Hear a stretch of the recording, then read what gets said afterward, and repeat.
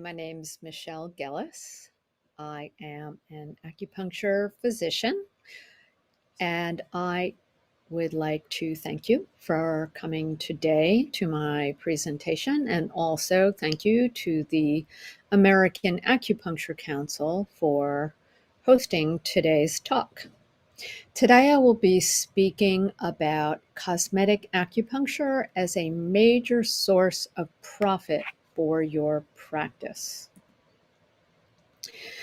I teach facial and cosmetic acupuncture classes internationally, and some of the questions that I get have nothing to do with the actual act of performing the techniques, the protocols, the theory of cosmetic or facial acupuncture.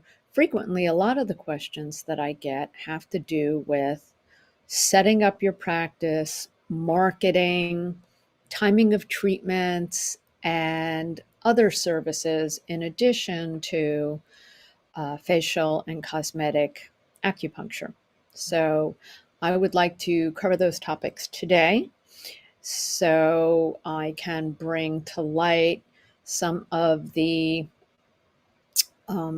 lesser talked about topics when it comes to facial and cosmetic acupuncture. So first, I would like to talk about how to set up your cosmetic acupuncture practice. First and foremost, before you begin practicing cosmetic acupuncture, it is imperative that you get trained. Now, many of us feel that because we went to acupuncture school and maybe we had one class on cosmetic acupuncture, or we feel comfortable and familiar with treating points on the face. I know I did because I am classically trained 5-element acupuncturist. We use a lot of face points, but the American Acupuncture Council and some of the other insurance companies do require specialized training in cosmetic acupuncture. And the reason is because of the nature of the structure of the face, the nature of treating the face. The face is heavily vascularized, and you want to make certain to really understand, if you're going to be doing cosmetic acupuncture, how to be doing it not just effectively, but safely. Many of the things that we see on, especially on social media now, people have hundreds of needles in the face, and not only can that be painful, but it can cause bleeding, bruising, neuropathy. So it doesn't have to be that way. You can get a wonderful effect from facial and cosmetic acupuncture by using very few needles if you're properly trained. So one of the most important things for an effective cosmetic acupuncture practice is to be trained. And this goes for facial acupuncture as well. So what's the difference between facial acupuncture and cosmetic acupuncture? The way I use the terms when I am talking about facial acupuncture, I am speaking about acupuncture for neuro or neuromuscular or muscular facial conditions, things like Bell's palsy, TMJ, trigeminal neuralgia, ptosis. There are a lot of diseases that can affect the face, and there are treatment protocols which are highly specialized, which involve specialized techniques for treating the face. So that is what I consider to be facial acupuncture. And cosmetic acupuncture is primarily designed to work with the muscles and the fascia and the skin and the blood supply, and even with cupping and gua sha, with the fat on the face, to help to reduce sagging, wrinkles, skin dyschromia, and other things which are more cosmetic, not always due to aging. Some of them can be acne or rosacea, but primarily when we talk about cosmetic acupuncture, what comes to mind um, is wrinkles, sagging, things of that nature. So, getting properly trained is the first thing if you are setting up your cosmetic acupuncture practice. A good training will include paperwork such as intake forms, your specialized contracts. You will need specialized contracts before you start doing cosmetic acupuncture, because you have to set up realistic expectations. You want to outline all the contraindications and precautions up front so there's no surprises on the back end. So, good training should involve a set of paperwork. If you're lucky, you'll get some marketing tools. We'll talk about those in a minute. And also an overview of what tools you'll need and how to use them, and maybe even where to get them. Some classes will provide tools for you to use, some will um, sell tools there, some will include the cost of the tools in your training. When I teach classes, I give my students everything they need to practice, and then um, I tell them where they can get any of the tools that they will need moving forward. So, what are some of these tools? You will need a good set of tweezers to insert intradermal needles, because intradermal needles are an important part of helping to stimulate collagen. Arnica gel can be very beneficial for bruising, bleeding, inflammation, and knowing how and where and when to apply it is very important. Q-tips are great for applying pressure if there is some bleeding. I like it better than a cotton ball. You can apply direct pressure onto the point, and if there is some sort of a swelling occurring, then, or a little hematoma, you can apply direct pressure on it. And then, of course, intradermals. What type of intradermals to use, how many, what size, what brand. These are all things that will be important pieces of information when you set up your cosmetic acupuncture practice. I like using a floor lamp in my treatment room. It will provide adequate lighting so that you can see what you're doing. The floor lamps that I like are kind of these gooseneck lamps where it's on the floor, but you can move it this way with a fluorescent bulb. They are available usually at craft stores and possibly on the internet as well. I like having a like a foam, like a Tempur-Pedic type foam cushion on the table, because sometimes our tables, although they are comfortable for the short term, our cosmetic patients tend to be on the table for quite a while. So having that extra layer is really nice, gives it kind of that spa feel without a huge investment. And depending on where you live, a table warmer is really nice too, because you will have arm and leg points exposed. In some instances, your patient's neck and chest might be exposed because they have needles in them. And of course, their head and face will be exposed. And this will warm up the body and help the blood flow up to the face. Depending on what style and brand needles you have, having an extra garbage pail in your treatment room comes in handy because you'll be working at their feet, at their arms, doing your body points, and then you'll be sitting at the head of the table working on their face. So having a couple of small trash pails I found to be very beneficial. A hand mirror so that your patient can look at themselves, they can point out things to you that are areas of concern, or they could look at themselves after the treatment.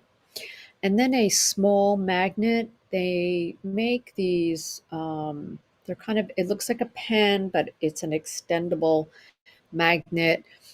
If one of the intradermal needles were to fall someplace, instead of using your fingers to pick it up, you could use these small magnets to pick them up.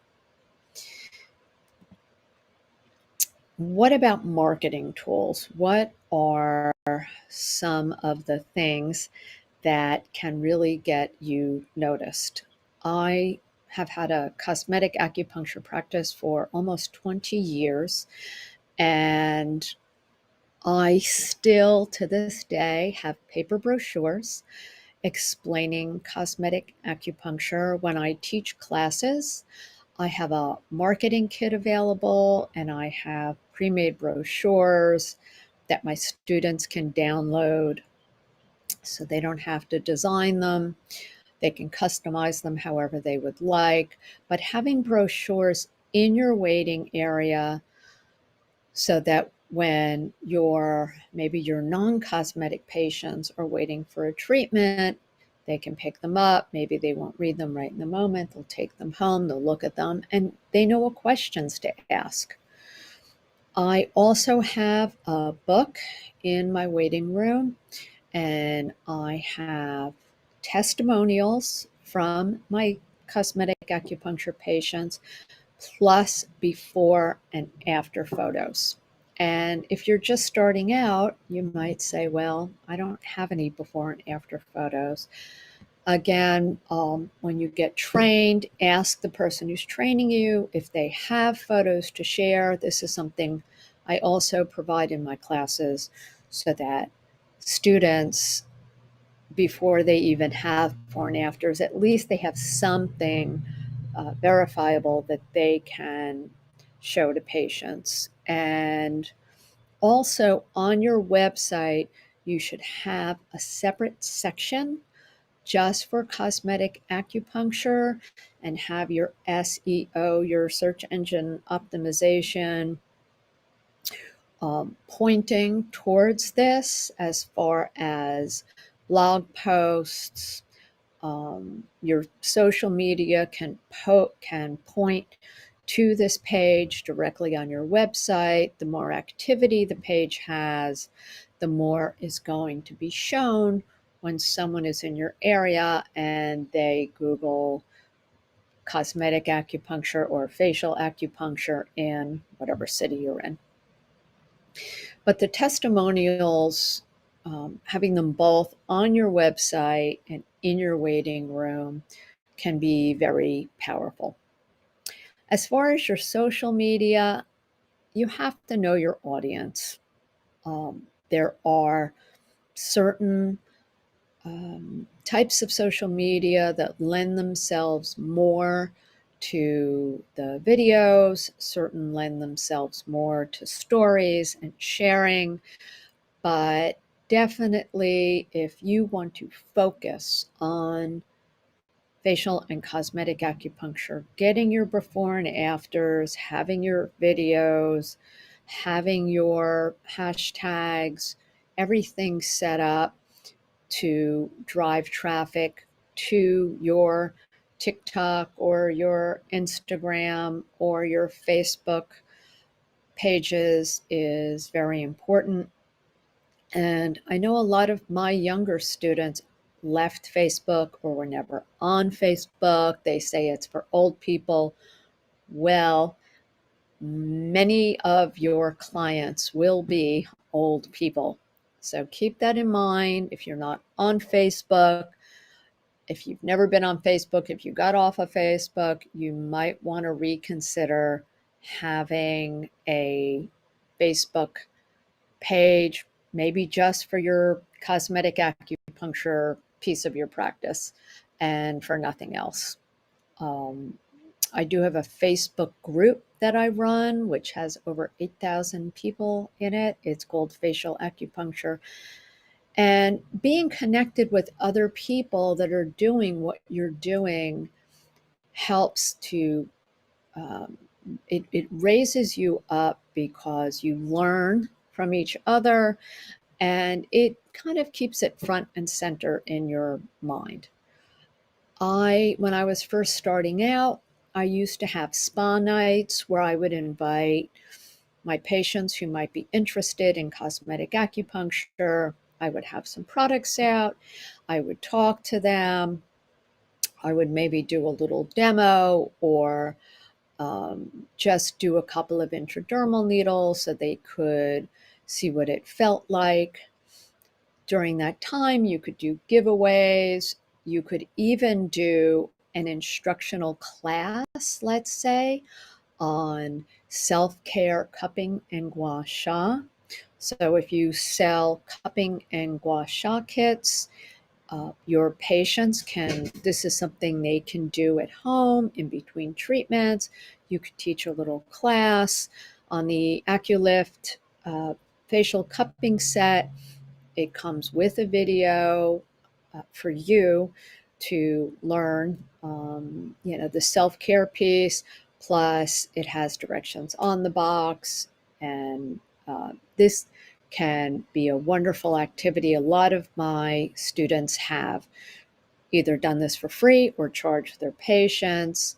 So they might get a free class if they buy a cupping set, or they just charge a couple of dollars and they buy a cupping set and they take a class that way.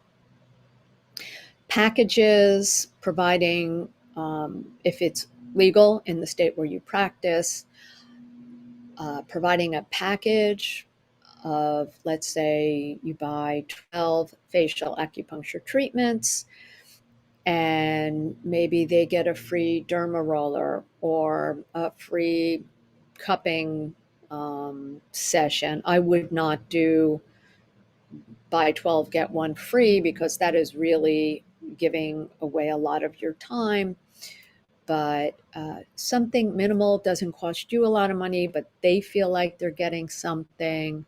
You want to check with your local acupuncture board and make certain you're allowed to do that. But those are great ideas for cosmetic acupuncture, because the important thing to think about is cosmetic acupuncture is a cash-based business.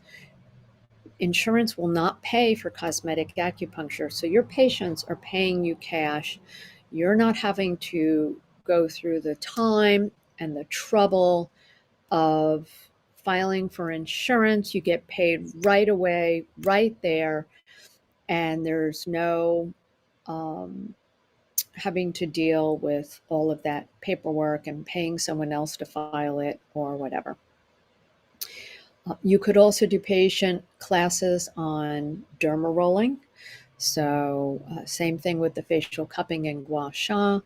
You get some derma rollers, and the AcuLift derma rollers are the only derma rollers which are approved by the American Acupuncture Council for use in the treatment room. So you might want to check those out as well. Also, converting your current customers. So you have your clients, they're coming to see you. Maybe they're complaining about getting older and they feel like they look tired all the time.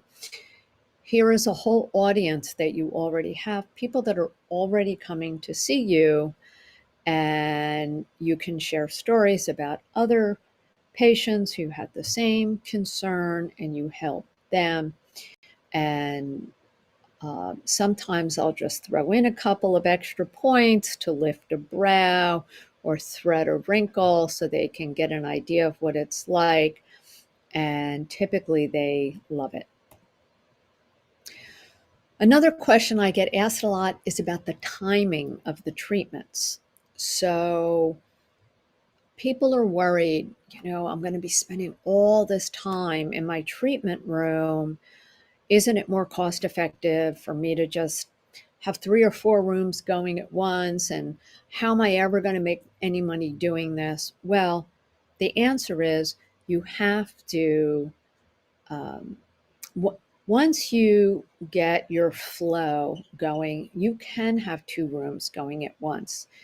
15 minutes to get the needles in. While that patient's lying on the table for a half an hour, you can go, you can treat another patient, then you come back in, you take the needles out, do your cupping and gua sha, and then you go back to the other patient. So you can easily get 2 rooms going at once.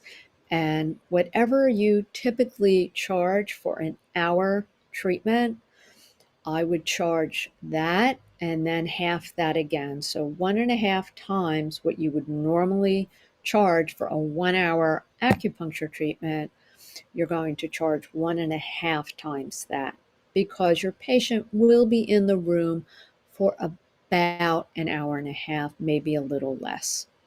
So it is entirely possible to have 2 rooms going at once. Maybe not when you first start out. When you first start out, it might take you a little longer to get the needles in. But once you've done it a few times, couple of dozen times, you should be able to get the needles in about 15 minutes and be on to the next room. What about ancillary services? And by ancillary services, I mean cupping and gua sha, derma rolling, microneedling. How do you work this in? Well, as I just mentioned, I never do cosmetic acupuncture without doing facial cupping and gua sha. So it's how I end my treatments. It helps with bruising. It relaxes the patient. It's something they look forward to. And it helps to bring the blood and the qi out to the skin level. And it's a really nice way to end a treatment. You can be trained specifically in facial cupping and gua sha, or you can take a comprehensive course in facial acupuncture, cupping, and gua sha, which is what I would recommend. Also, you will have patients who don't want needles, and with them, I can do in a half an hour, I do just facial cupping and gua sha, and I would charge accordingly for an abbreviated, like half an hour cupping and gua sha treatment.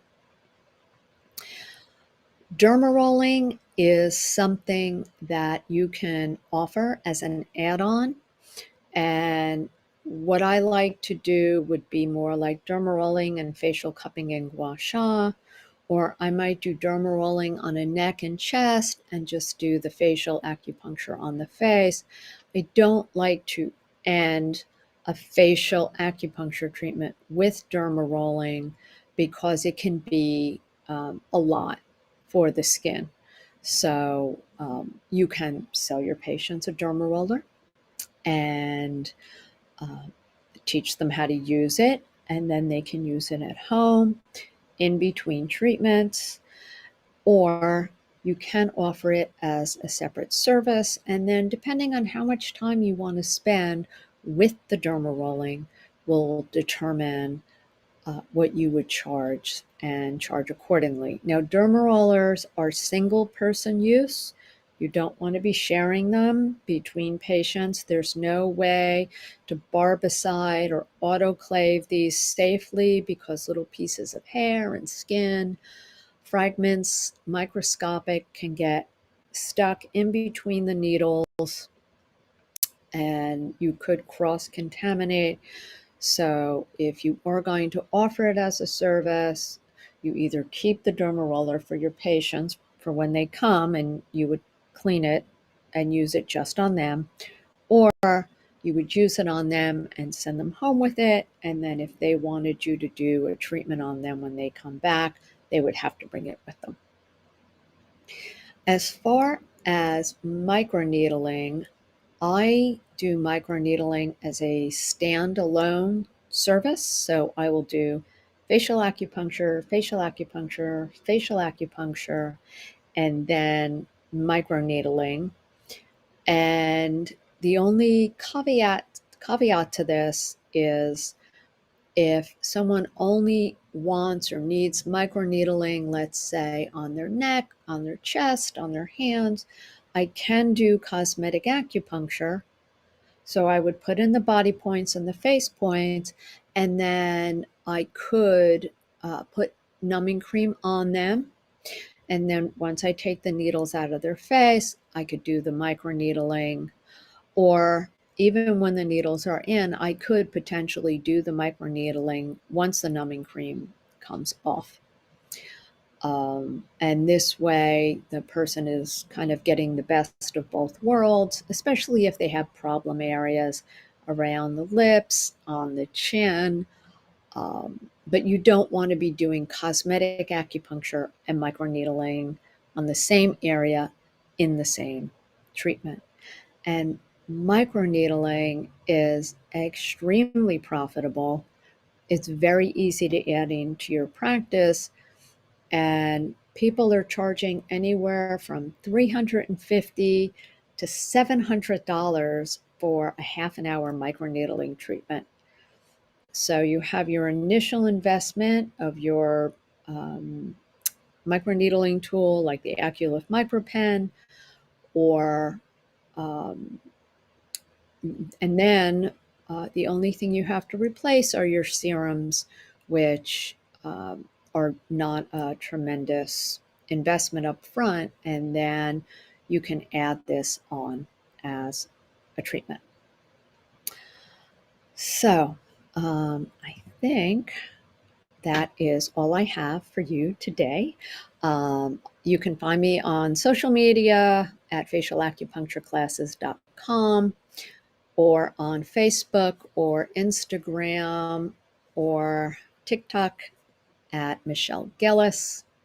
And again, thank you to the American Acupuncture Council for hosting this.